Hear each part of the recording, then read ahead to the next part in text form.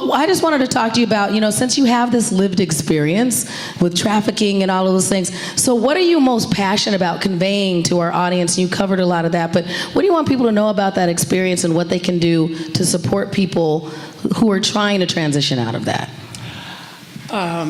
Okay. Wait, use that again. I am very passionate about speak to the strengths, okay? Because when we're survivors, and like my story is different for the details, but every survivor I know had that moment in the period of being trafficked, that moment where they made up their mind that they were going to stay alive and that they were going to get out, right? So survivors are like, I think of some survivors as like special forces. And even the little kiddos, there's a strength, right? So and I've worked with survivors, I've worked with people, I'm a behavioral health specialist, and I've worked with combat veterans, and I've worked with survivors, and similar, but speak to the strengths, right?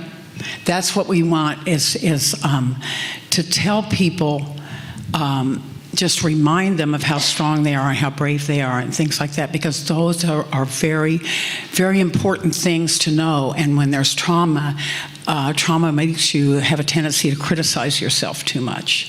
So we want to support nonprofits and programs that provide support in every way, not just the bottom level of the pyramid, which is needed, of the pyramid, of Maslow's pyramid. I mean, your city probably has a pyramid too. It's a frickin' gorgeous city.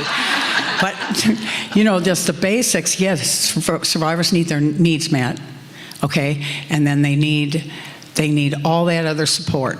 And let me tell you something, invest in survivors. You will never lose a penny if you invest in survivors. Because you just give them a little bit to run with, and they'll make it.